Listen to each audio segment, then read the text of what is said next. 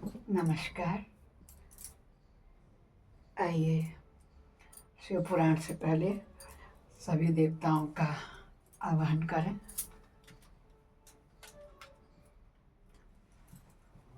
गजाननं भूतगणाधिसेवितं कत्पितजम्बोफलचारुभक्षणं उमासुतं शोकविनाशकारकं नमामि विघ्नेश्वरपादपङ्कजं नीलाम्बुजामलकोमलांगं सीतासमारोपितं भागं पाणुमहासायचारुचापं नमामि रघुवंशनाथं कर्पूरगौरं करुणावतारं संसारसारं भुजगेन्द्रहारं सदा वसन्तमित्रारविन्दे भवं भवानी सहितं नमामि। त्वमेव माता च पिता त्वमेव बन्धुश्च सखा त्वमेव विद्या द्रविणं त्वमेव सर्वं मम देवदेव। गुरुर्ब्रह्मा गुरुर्विष्णु गुरुर्देव महेश्वर गुरु साक्षात परब्रह्म तस्मै श्री गुरुवे नमः। आनंदी आनंद कर सब संकट दूर, जो सेवक शरण पड़े सदा रहे भरपूर। तुम दाता हम मांगता दिया तुम्हारी काय, तुम ऐसी जगदाता माता छोड़ तुम और किस दर जाए। सदा भवानी दायिनी सिद्धि करे गणेश पंचदेव रक्षा करे ब्रह्मा विष्णु महेश।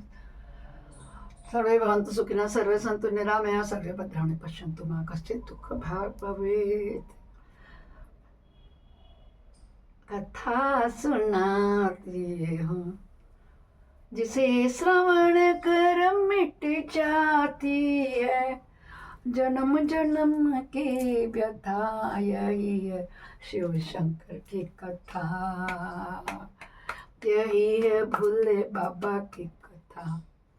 नमः शिवाय ओम नमः शिवाय ओम नमः शिवाय ओम नमः शिवाय। आइए दोस्तों, कल हमने वायव्य संहिता उत्तरखंड का 16वां अध्याय पूरा किया था। अब हम अध्ययन करेंगे 17वें से षड्व शोधन की विधि। उपमन्यु कहते हैं यदुनंदन ने इसके बाद गुरु शिष्य की योग्यता को देखकर उसके संपूर्ण बंधनों को निवृत्ति के लिए षट्व शोधन करे।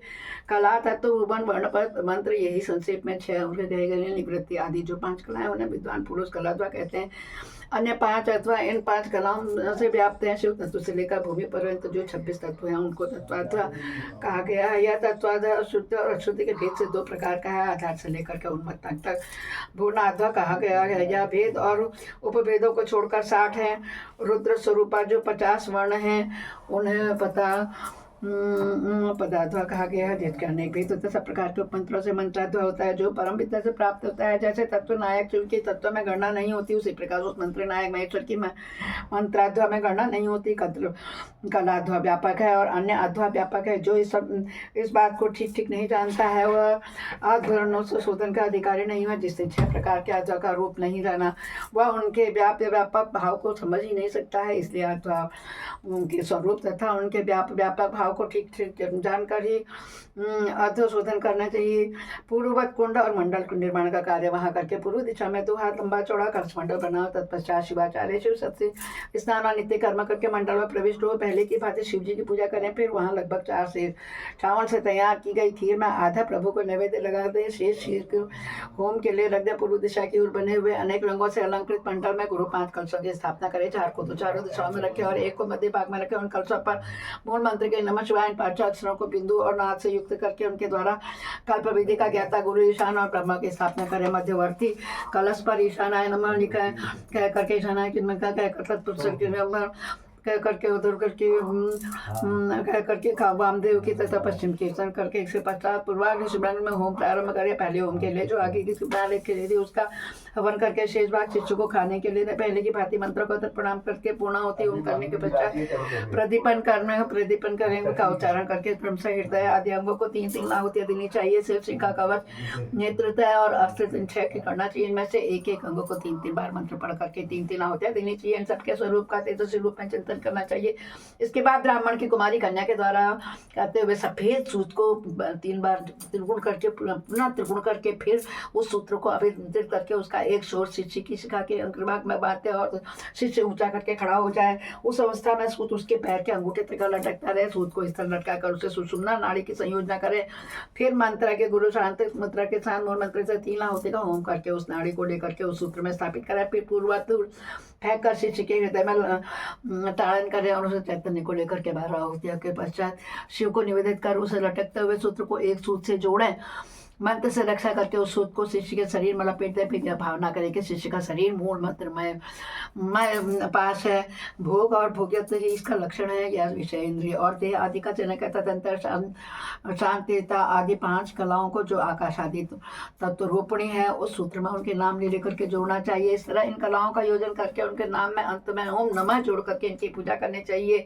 इत्यादि आकाश आदि के बीज मंत्र भूम हम यम रम लम मम मंत्र द्वारा पंचाक्षर के 5 अक्षरों में अनाहत बिंदु का उपयोग करके बीज रूप मंत्राक्षरों द्वारा क्रमशः पूर्वोक्त के कार्य करके तत्व आदि में मलादि पाशों की व्याप्ति का चिंतन करें। इसी तरह मलादि पाशों में भी कलाओं की व्याप्ति देकर फिर आहुति करके उन कलाओं को संदिग्ध करे तथा शिष्य के मस्तक पर पुष्प से धारण करके उसके शरीर में लिपटे हुए सूत्र को मूल मंत्र के उच्चारण पूर्वक शांति अतीत पर अंकित करें। इस प्रकार क्रमशः शांति तीत से प्रारंभ करके निवृत्ति कला पर्यंत पूर्वोक्त कार्य करके 3 आहुतियां देकर मंडल में पुनः शिव का पूजन करें। इसके बाद देवताओं के दक्षिण भाग में शिक्षकों को युक्त आसन पर मंडल में उत्तराभिमुख बिठा करके गुरु होम वशिष्ठ चरु उसे दें। गुरु के दिए हुए उस चरु को शिष्य आदर पूर्वक ग्रहण करके शिव का नाम ले उसे खा जाए। फिर 2 बार आचमन करके शिव मंत्र का उच्चारण करके उसके बाद गुरु दूसरे मंडल में शिष्य को पंचगव्य दे।